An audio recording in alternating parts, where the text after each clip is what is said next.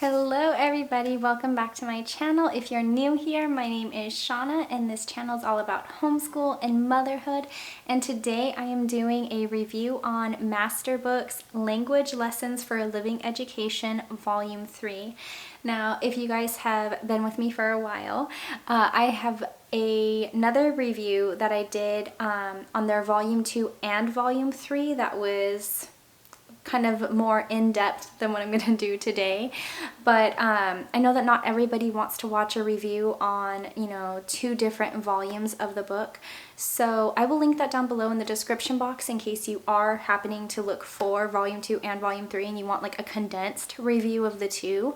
I'm going to do this review a little differently than what I've done before in the past. I'm going to flip the camera around and kind of just do an overall review while doing a flip through, so then that way you guys can physically see what I'm talking about, and then I'll kind of just tell you everything that the curriculum includes and just kind of show you guys around it.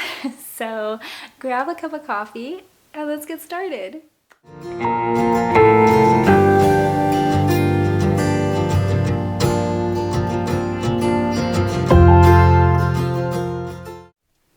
Alright you guys, so this is Language Lessons for a Living Education for Grade 3. As you can see, my son has decorated it with some stickers, but let me see if I can adjust the camera. I also like to include these little tabs to let me know when the 9-week mark is up, so then just so I can kind of keep things a little bit more organized. Now, this is a Charlotte Mason styled curriculum. It is biblically based. It, at the time of recording, is, I believe, $35.95, so about $36. It has basically like the scope of everything that you're going to be doing over the 36 weeks. This is designed to be a 20 to 30 minute lesson, 5 days a week, and a 1-year course. This is a living lessons curriculum, so it basically follows the story of two kids named Micah and Claire, and it just goes throughout their interactions with one another, and it ties in a story each and every single week.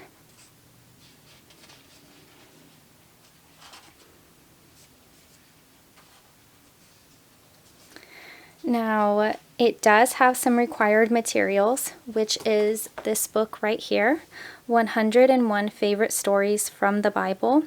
This is not included with the book. You can purchase the book either separately or as a pack with this book included, but this is not anything that you're going to want to try to rent from the library, because this is something that you're going to need every single week for every day 4 lesson. So you're going to want to make sure that you actually own the book, or, unless you want to take a gamble with it on the library, but I would not recommend doing that. Now you will see some of the pages written in because my son is currently using this book. This book is set up with a pattern style, so day 1 will be a special feature like you saw. It'll talk about Micah and Claire's story for the day. Sometimes it'll also have narration practice with questions at the bottom. And every other week is a short story like Micah and Claire's, and then the alternating weeks will be a picture study, it'll be reading poetry or reading a psalm. Days 2 and 3 will be writing topics such as grammar and punctuation, or just focusing on grammar and punctuation, I should say.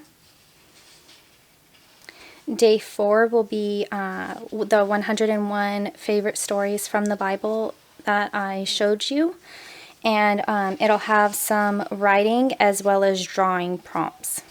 So the kids will, like right here, they'll have to like draw a little story from the Bible that they read that week.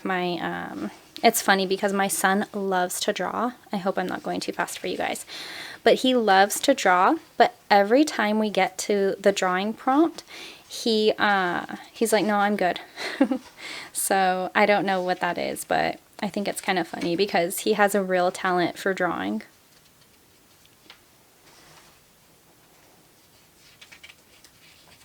Some of these weeks too, he just narrates it to me because we do a block schedule. So sometimes he's doing, 2 or 3 lessons a day. And so sometimes I won't even have him write the whole thing. I'll just have him narrate to me just to kind of take some of his load off. But the block schedule really, really works for us. If you guys have not tried block scheduling in your homeschool, I definitely recommend it. It has been a lifesaver and a game changer for us. On day 5, they focus on spelling and vocabulary. So, think back to your school days where you did a little spelling test every week, and that's basically what it is. Some days it will be something like this where it'll be a word search, and it'll basically like have your child write their spelling words, and then they're supposed to write additional letters, and then, just try to make it fun, and they go and search for the word. Sometimes my son wants to do that. Sometimes he doesn't. I don't make him do it all the time. That's one of the things that I really love about this curriculum, is because it's very gentle, and it allows you to, just find ways to encourage your child and engage them without overwhelming them. And see here, some days they'll have like the words, they'll have the letters mixed up, and then they have to try to figure out what word that ends up being, and then they'll have to write like a sentence. And one of the things that I like about this is, I've learned that it is better to have a program or a curriculum that is too gentle rather than too challenging, because if it's too gentle, you can always add in supplemental books and resources. It doesn't always have to be just all in one place. Although I am a huge fan for things being all in one place and me not having to think about finding additional things to add in. But, sometimes that's just what our kids need from us too. Scripture memorization is encouraged in this book, as well as you do have a review every 9 weeks.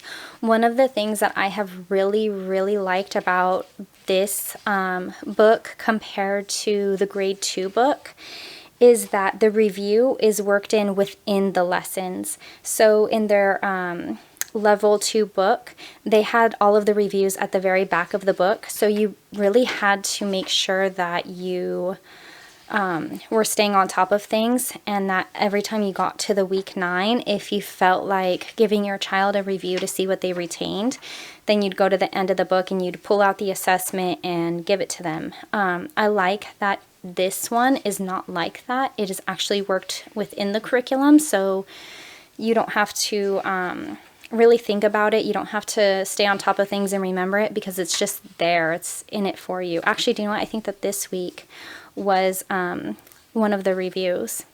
So it's nice for me to just have it, within the material instead of having to constantly remember it, because I am teaching multiple children and sometimes it can become a lot. As well as, I'm sure that all of you know what I'm talking about. Next is independent independent reading is encouraged. They mention it at the beginning of the book, not so much within the text. It kind of would be nice just to see, maybe at the end of each day's lesson, or even at the end of the week, if it said, pick your favorite book and go read it, or something like that, just so if your child is working independently, they have that additional reminder. But, it's nothing that would stop me from buying the book either. And you can always go through and write that for your child as well.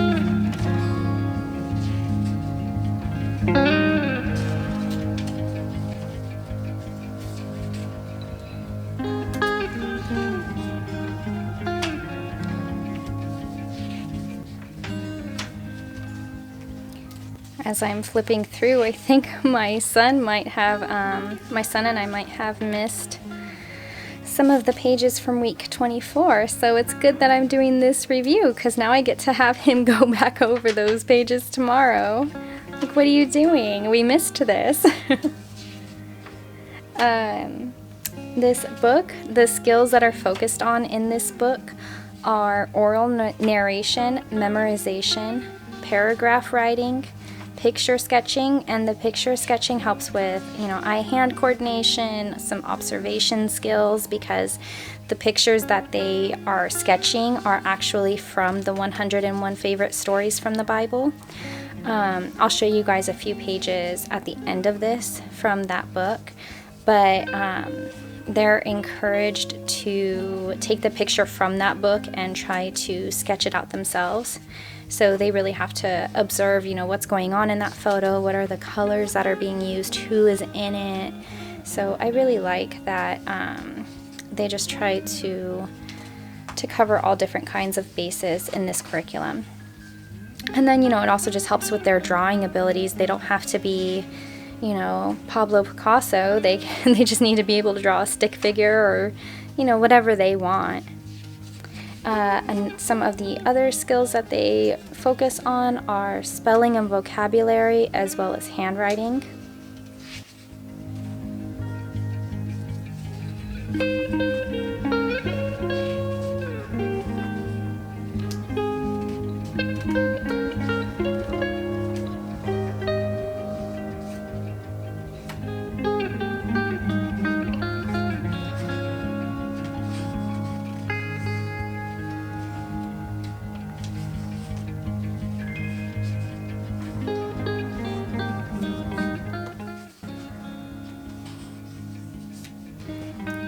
Another thing that I really like about this book is that they start to go over writing a whole paragraph. So they really break down, how do you start the paragraph, the things that are included, like the detail sentences, and then you're going to want to use a concluding sentence. So I'll show it to you guys like that. Let me try to focus it better.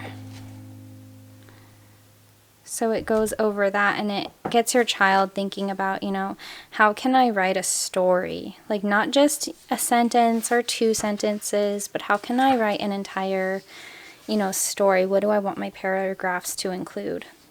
I'm trying to refocus.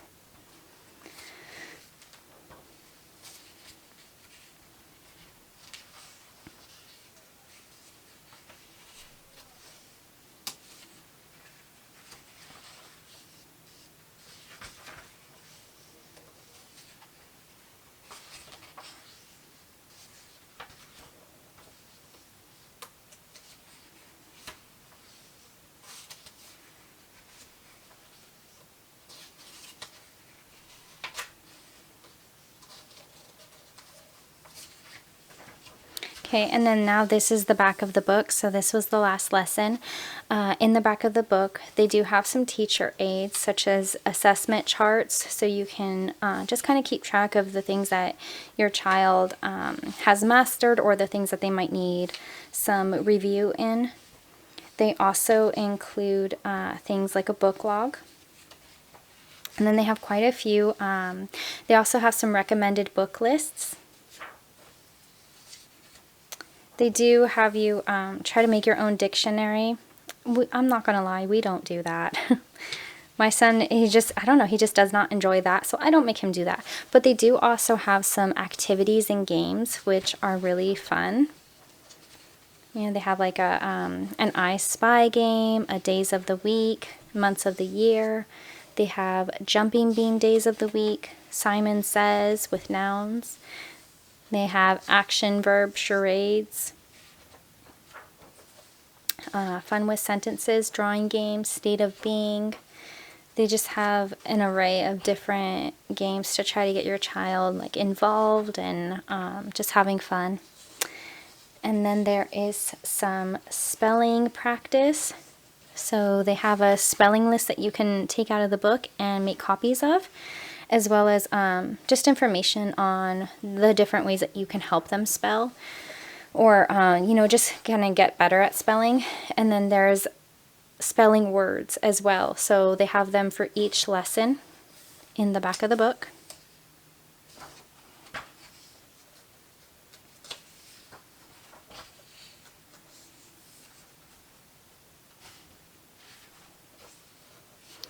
And then they also have a list of sight words.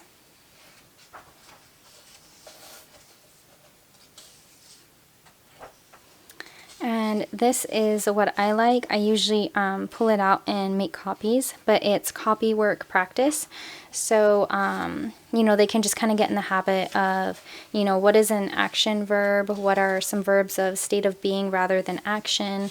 And it's just basically like things for them to copy that can just kind of help solidify the information a little bit more.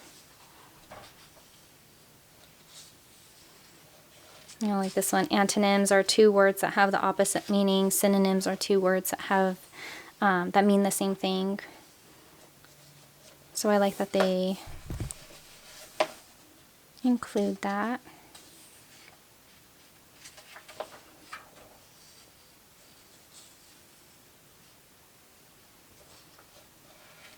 And then just working on their abbreviations.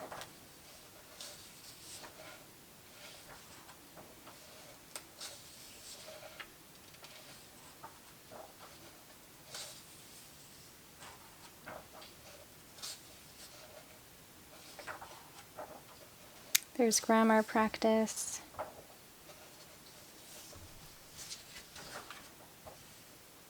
Sorry, you guys. Once you get to the back of the book, it's always a little bit more challenging to turn the pages in a, you know, cinematic kind of way.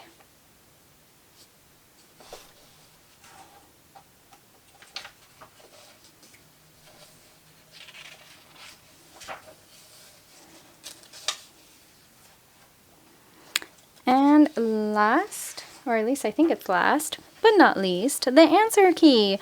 So if you're not, you know, if you're like me and, you know, writing and just, you know, language arts in general is not your strong suit, then they have answer keys. So you never have to be really worried about, oh my gosh, am I going to be able to teach my child all of the beautiful punctuation things and things to know.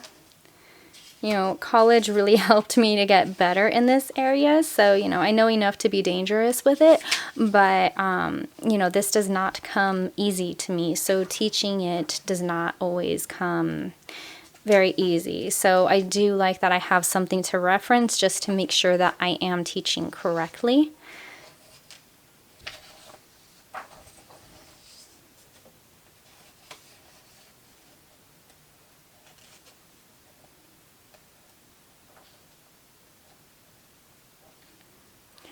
And that is it for the 101 favorite stories from the Bible. I'll just open it up to show you guys like one quick thing. So this will be one of their lessons. They're going to read a story from the Bible. And then they have some, let me adjust it. They have some caption work. And then this is the photo that they'll draw.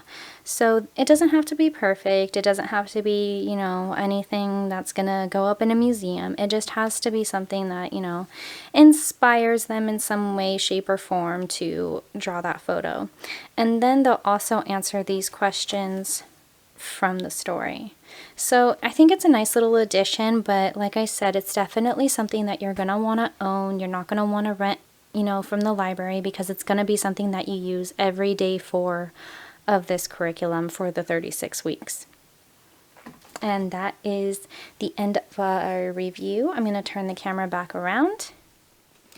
All right, everybody, that is the review. I hope that this helps you kind of figure out what you want to do next year for your curriculum. If you have any questions about this particular curriculum, let me know down below in the comments. I love Masterbooks, you guys. It has really, just brought my son to loving writing, and that makes my heart happy. So I would love to help you in any way that I can. If you're already using this, what are some tips that you have for anybody who might be thinking about using this and might still be on the fence? Can you let us know down in the comments? I would love to hear your thoughts. Please don't forget to give this video a big thumbs up. Hit that red subscribe button if you haven't already, and I'll see you again later. Bye.